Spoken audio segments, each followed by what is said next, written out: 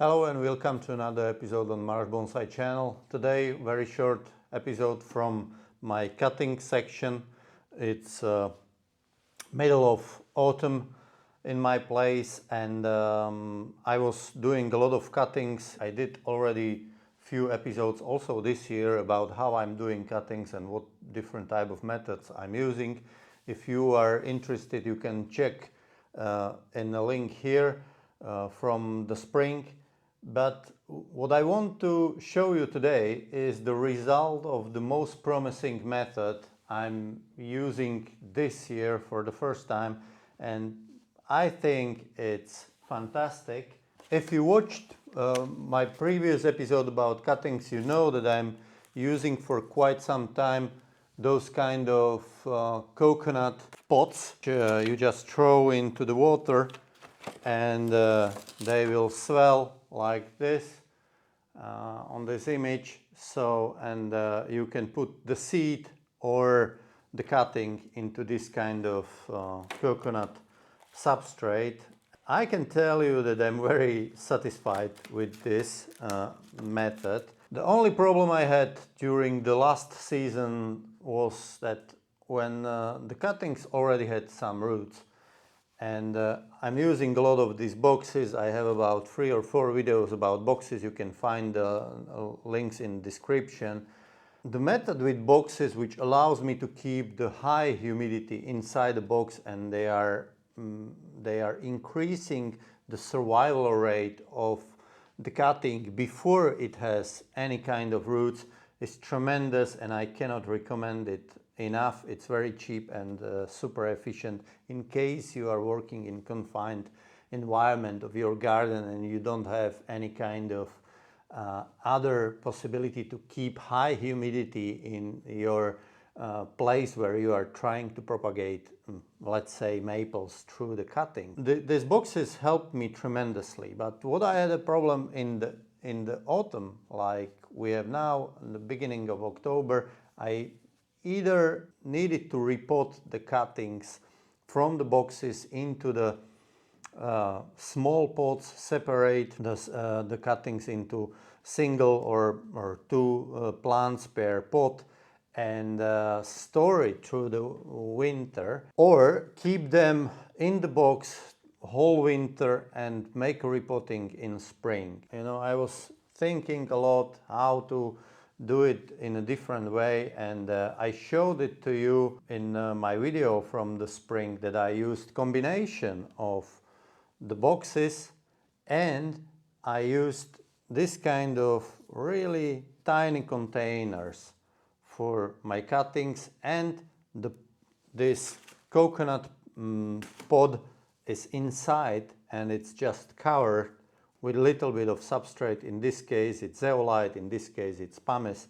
Doesn't really matter, it's just the filling the pot around this coconut tablet which is there. What I did this year and why I did that is that I was thinking that in case those cuttings will survive and will root, they will root inside already confined space of this pot. I'm skipping the repotting in the autumn or late autumn, and I just need to protect them by some reasonable means through the winter, and that's it. And I was thinking it will work fine. I did that. I put a lot of cuttings, usually 2 or 3 or even more, into one single pod to save the place, because I was thinking in case one of them fails, the second one may not fail, and I'm saving some kind of money, because I have at least one surviving plant in the tablet. I started to do this early in the spring, and very soon when I did my first box with this, and I'm not sure if this was, most probably this was the first box, the Shinde Shoujo, made on May 26th. Very early on, when I was checking them, I wasn't really looking inside the pots, but I was lifting the pots and I was looking what I have here. and very early, maybe after 4 weeks, I saw the roots which are going into drainage layer. What I did, that I didn't want to keep small pots in the empty box without anything, so I put some drainage layer on the bottom. The drainage layer is composed of an organic substrate mixture of pumice, terramol, or whatever I had in hand. Proved to be good solution because there was concentration of the water in the drainage layer. It was keeping the more humidity in the box throughout the summer, and it showed me that it really works. As you can see, the small root, this is the shojos, so we can check. This one has one tiny root here. I can take some bigger one. You can see the roots are already escaping from the pot. So this is really funny proof during the year how well the rooting of a cutting is going. You can see the tiny root here. It's amazing. These are cuttings taken on end of May. Most probably all of them has this kind of escaping roots. They have, with this, I have a proof that it works, and they have extra space to accumulate water from, and maybe this is so rooted inside that it's not moving at all. It's really accelerating the growth of these tiny plants. You can see these are really, fantastic looking plant. It's the shojo with really fresh foliage. We have very cold weather during the last few days. It almost dropping to zero.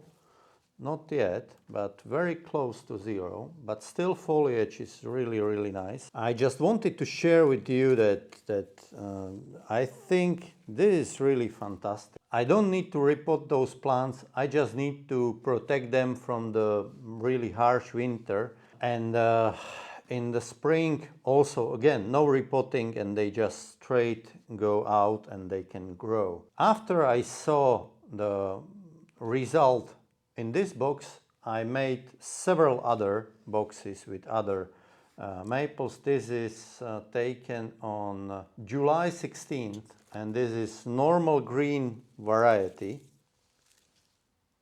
And you can see the roots here. You can see everywhere are roots. All the cuttings are healthy. This one doesn't have roots. Okay, so just to prove that it's not 100%, but the cuttings are living. Most probably the roots are there. This one is not. I cannot even lift it because it's rooted into the base. This one has tiny root here. What I did in this case, I put 3 or 4, or sometimes even more. This is 4. Again, I was thinking as a precaution, I was thinking, okay, maybe 1 will fail from them, maybe 2, maybe 3, but still there is, in case I put 3 or 4 into each container, 1 can survive. I will have survival rate of 25%, and still I have 1 new plant per 1 pot. But most probably they will survive, and I can try to make small fusion projects from them. I'm working on several other types of fusion projects. I will show you later. This is a result of my cuttings. You can see those lovely roots. And this kind of escaping roots, I know many growers are using this kind of methods, especially I've seen it in Asia, where they put the trees on the ground, but I've seen many different instances when they put the boxes or pots on the ground, and the roots will escape from the pot, will grow down and grow tremendously and help thickening and growing the plant.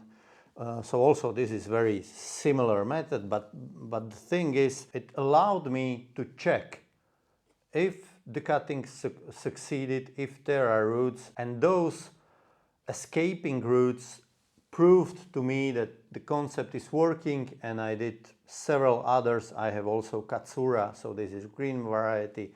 This is the Shoujo. I have also the box with Katsura. So that's it. Maybe you are more successful than me with doing cuttings. Maybe you don't need any kind of special method to make the cuttings from any kind of maple. Maybe you have a high success rate, I don't know, but if you are one of those people who sometimes write me and say, okay, I'm failing, I'm not doing fine, my cuttings are not okay, my feeling is that this is the best, very safe method how to succeed at least with some kind of common type of cultivars of maples. And if you do it this way, I'm almost sure it's a foolproof method. You are skipping the repotting, and next year you can start to develop and grow your own maples. In the comment section, write me what are your conclusions from 2025 cutting season, what are your successes, your failures, what went well for you, what wasn't really good. And in case you have any kind of questions regarding the cuttings or any propagation method, write me in the comment. I will try to respond in any of my next episode. Enjoy your autumn. Thank you very much for watching, and see you next time.